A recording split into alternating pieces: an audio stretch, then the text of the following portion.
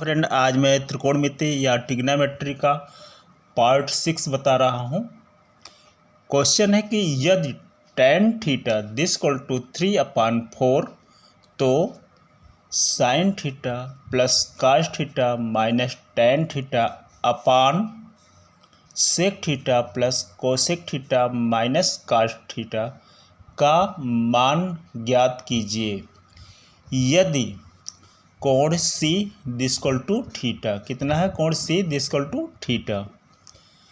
Solution है, चूंकि दिया क्या है tan theta this equal to 3/4। कितना दिया है 3/4। तो चूंकि tan थीटा 3/4 है, अब लाल अपान कक्का से लाल अपान कक्का से कारण tan थीटा क्या हो जाएगा लंब अपान आधार, यानी लंब अपान आधार। तो हो गया tan theta this equal to 3/4 this equal to लंब अपान आधार, लंब अपान आधार। क्लियर हो गया। अब यहाँ हमारे पास क्या है, लंब क्या है परपेंडिकुलर है, आधार क्या है बेस है। तो हो गया this equal to 3/4 this equal to P यानी लंब परपेंडिकुलर अपान B यानी बेस आधार। तो 3 इसके बराबर हो गया, 4 इसके बराबर हो गया। तो हम पाइथागोरस प्रमेय के द्वारा इसे निकालेंगे। तो पाइथागोरस प्रमेय में हम समकोण त्रिभुज बनाएंगे। जो C कोण दिया है थीटा, C थीटा हो जाएगा, तो B क्या हो जाएगा 90 डिग्री। तो हमने A समकोण त्रिभुज बनाया ABC, जिसमें B क्या है 90 डिग्री है। क्या है 90 डिग्री है। अब A लंब है, A आधार है, A कर्ण है, ये हमारा कर्ण है। ठीक है। अब देखिए, ये मैंने आपको बताया था A3 क्या है P यानी परपेंडिकुलर यानी 3 हो गया, और 4 क्या है B यानी बेस हो गया। यहाँ लिख दिए हैं। अब इस आधार से हम कर्ण को निकाल लेंगे। कर्ण को निकाल लेंगे तो ये सारे चीज़ का वैल्यू हमें प्राप्त हो जाएगा। तो पाइथागोरस प्रमेय क्या है, पाइथागोरस प्रमेय है कर्ण का वर्ग दिस इक्वल टू लंब का वर्ग प्लस आधार का वर्ग, यानी AC का वर्ग दिस इक्वल टू AB का वर्ग प्लस BC का वर्ग। क्लियर। अब हमारे पास लिख लीजिए R AC का वर्ग दिस इक्वल टू AB का वर्ग प्लस BC का वर्ग। अब हमें AC तो निकालना ही है। अब हमारे पास AB है, AB कितना है 3 सेंटीमीटर और BC क्या है 4 सेंटीमीटर, इसमें हम रख देंगे। तो हो गया this equal to H square यानी कर्ण स्क्वायर या AC this equal to 3 square plus 4 square.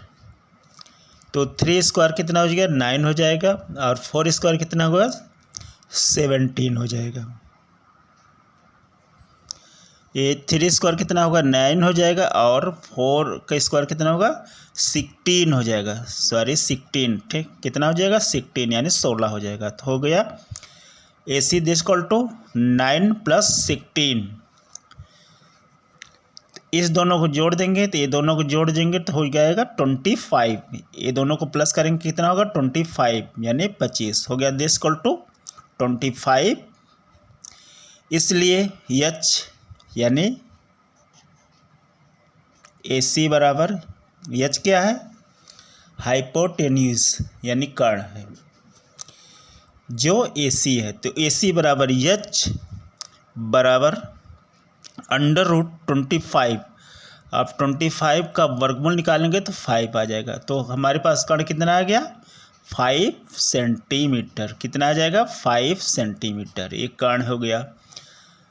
तो कर्ण कितना हो गया 5 सेंटीमीटर। क्लियर। अब हमारे पास कर्ण भी निकल गया, यानी H और B है ही और P है ही। तो थीटा सी का मान थीटा दिया ही है, तो हम सारे चीज़ का वैल्यू निकाल लेंगे जो फार्मूला से लालपन कक्का और कक्कापन लाल, इस आधार से हम सारे चीज़ के वैल्यू इसमें के निकाल के रख कर और आगे एक्सप्लेन करेंगे।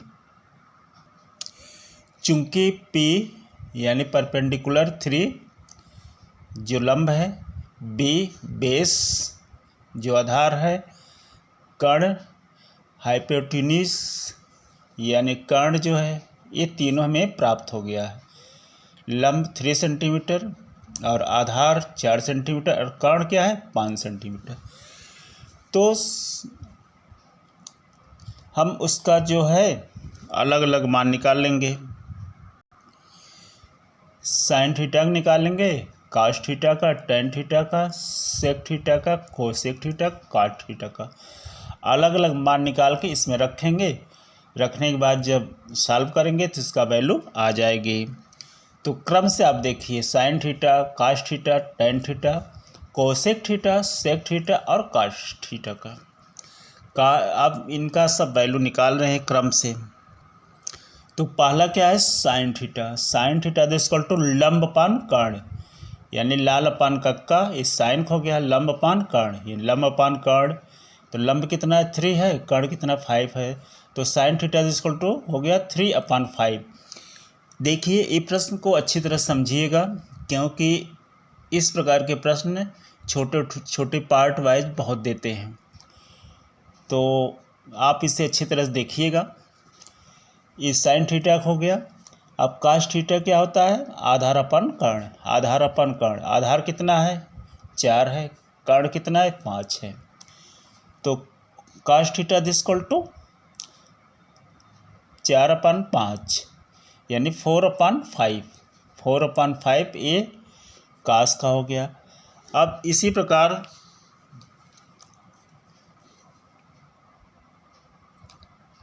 टेन का मान दिया ही है आपको, टेन थीटा का मान तो दिया ही है 3/4। ठीक, टेन का हो गया, साइन हो गया, कास हो गया। अब दूसरे पार्ट का निकालिए। दूसरे पार्ट क्या है कोसेक थीटा। कोसेक थीटा होता है 1/sin थीटा, तो यानी 1/sin थीटा। साइन थीटा का मान कितना है 3/4, तो हो गया दिस इक्वल टू 1/3/4 और 5 ऊपर हो जाएगा, तो हो गया दिस इक्वल टू 5/3। ये हमारा कोसेक का मान हो गया, कितना हो गया 5/3। अब देखिए sec theta. Sec theta equal to 1/cos theta. अब कास थीटा का मान कितना है, कास थीटा इक्वल टू 4/5, तो हो गया दिस इक्वल टू 1/4/5। 4 ऊपर चला जाएगा, तो हो गया दिस इक्वल टू 5/4। ये वैल्यू किसका हो गया, मिल गया सेक का। अब इसी प्रकार हम काट का निकालेंगे, तो हो गया cot theta equal to 1/tan theta. अब tan थीटा कितना मान है 3/4, तो हो गया दिस इक्वल टू 1/3/4। ये 4 ऊपर चला जाएगा, तो हो गया दिस इक्वल टू 4/3। अब ये काट का हो गया। अब सभी का मान निकल गया। देखिए साइन का निकल गया, कास का निकल गया, टेन का है ही पहले से, कोसेक का निकल गया, सेक का निकल गया, काट का निकल गया। अब हम उसमें रखेंगे जिसका मान निकालना है। तो अतः sine theta plus cos theta minus tan theta upon sec theta plus cosec theta minus cos theta minus cot theta. आप सबका वैल्यू इसमें रख देंगे। This equal to sine theta. Sine theta हो गया, sine theta this equal to 3/4 plus cos theta. Cos theta this equal to 4/5, तो हो गया 4/5 minus tan theta. Tan theta दिया हुआ है 3/4, तो हो गया 3/4 अपान। अब सेक थीटा का मान दिया है क्या, sec theta equal to 5/4। Sec theta equal to 5/4, तो यहाँ हो गया sec theta this equal to 5/4 plus cosec theta. Cosec theta कितना दिया है? Cosec theta this equal to 5/3। कितना दिया है कोसेक थीटा? 5/3। तो यहाँ लिख देंगे 5/3 माइनस काट थीटा। काट थीटा मान कितना दिया है? काट थीटा दिस इक्वल टू 4/3। कितना दिया है? 4/3। तो यहाँ लिख देंगे 4/3। अब इसको सॉल्व करेंगे तो देखिए ये बेस जो है, आधार जो है ये 5 है, ये 5 है, 4 है। तो इसका एलसीएम निकालेंगे तो हो गया 20। एलसीएम निकालेंगे कितना आएगा? 20। तो इसमें भाग देंगे तो 4 आएगा, 4×5 = 20, 4 आएगा। तो 4 का इसमें गुणा हो जाएगा तो 3 × 4 हो गया। इसी प्रकार इसमें भाग देंगे 4 आएगा तो 4 का इसमें गुणा हो जाएगा तो प्लस 4 × 4। अब इसमें इसका भाग देंगे 5 आएगा नहीं, 5 आएगा, 5 आएगा तो 5 का इसमें हम क्या करेंगे? गुणा कर देंगे तो 3 × 5। अब इसी प्रकार नीचे वाला एलसीएम लेंगे 4 3 3। इसका एलसीएम लेंगे तो 12 आएगा यानी 12 आएगा। पहले 4 का इसमें भाग देंगे तो 3 आएगा, 3 का 5 में क्या करेंगे? गुणा करेंगे तो हो गया 5 × 3, 5 × 3 प्लस इसका इसमें भाग देंगे तो 4 आएगा। इस 3 का इसमें भाग देंगे तो 12 में 4 आएगा। 4 का इसमें क्या करेंगे? गुणा करेंगे तो हो गया 5 × 4 माइनस इसका इसमें भाग देंगे, ये भी 3 है तो 3 का 12 में भाग देंगे 4 आएगा। तो 4 का इसमें गुणा हो जाएगा तो 4 × 4 यानी 4 × 4। तो यहाँ हो गया 4 × 4। अब इसको कैलकुलेट करते हैं। अब दिस इक्वल टू 12 + 16 + 15/20 अपॉन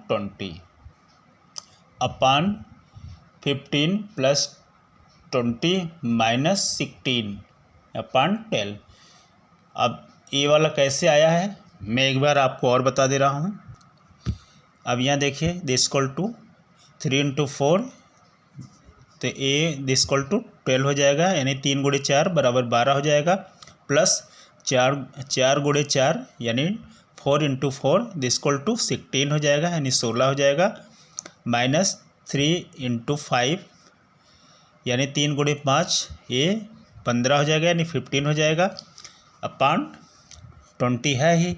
इसी प्रकार इसको गुणा करेंगे 5 × 3 दिस इक्वल टू 15 यानी 5 × 3 का गुणा करेंगे तो 15 आ जाएगा। 5 × 4 का गुणा करेंगे तो 20 आ जाएगा यानी 20। 4 × 4 का गुणा करेंगे तो 16 आएगा यानी 16 आएगा। तो मैं उधर लिखा ही हूँ, आपको अच्छी तरह इसको बता दिया हूँ। अब क्लियर हो गया। दिस इक्वल टू 12 + 16 - 15/20 अपॉन 15 + 20 - 16/12 यानी 12। अब देखिए ए प्लस जुड़ जाएगा, ए माइनस से घट जाएगा तो इसको जोड़ेंगे तो 2 में 6 जोड़ेंगे तो 8 होगा और 1 जोड़ेंगे तो 2 हो जाएगा तो यानी 28 यानी 28 - 15 यानी 15 अपॉन 20 अपॉन। अब इसको जोड़ेंगे तो 15 में 20 जोड़ेंगे यानी 15 में 20 जोड़ेंगे तो 35 आएगा यानी 35 - 16 यानी -16 अपॉन 12 मतलब 12। तो हो गया दिस इक्वल टू, इसमें से इसको घटा लेंगे तो 8 में से 5 गया 3, 2 में से 1 गया 1 यानी 28 में 15 घटाएंगे तो कितना आएगा 13। 13 मतलब 13 कितना आएगा 13। और इसमें से इसको घटाएंगे, इसमें से एक हासिल जाएगा 15 हो गया, 15 में से 6 गया 9, यहाँ 2 बचा, 2 में से 1 गया 1 यानी 19, कितना आ गया 19, यानी 19 मतलब 19। तो दिस अब हो गया दिस इक्वल टू 13/20 अपॉन 19/12, यानी हो गया 13/20 अपॉन 19/12, यानी 19/12। अब देखिए ये बट्टा है ऊपर चला जाएगा नीचे चला जाएगा और गुणा हो जाएगा। तो दिस इक्वल टू 13/20 यानी 13/20 इंटू ये 12 ऊपर चला गया 12/19। अब इसको काट लेंगे, ये 4 से कटेगा, 4 बचे 20, 4 3 12। अब नहीं कटेगा, इसका इसमें गुणा कर लेंगे, इसका इसमें गुणा कर लेंगे, तो 13 3 39 हो गया। दिस इक्वल टू 13 यानी 13/5 इंटू 3/19, इसका इसमें गुणा हो जाएगा तो हो गया 13 3 39, 19 बचे 95, हो गया। दिस इक्वल टू 39/95, कितना आ गया 39/95। अब उसका वैल्यू कितना आया 39/95। अब इसका वैल्यू आ गया कितना 39/95, यानी 39/95, कितना आ गया वैल्यू 39/95। तो वैल्यू आ गया इसका 39/95, यही इसका आंसर है। दोस्तों मेरे YouTube चैनल को सब्सक्राइब, लाइक, कमेंट और शेयर करना ना भूलें। आप सब्सक्राइब करके मुझे सपोर्ट करें, मैं आपको इसी प्रकार अच्छे अच्छे क्वेश्चन बताएंगे। धन्यवाद।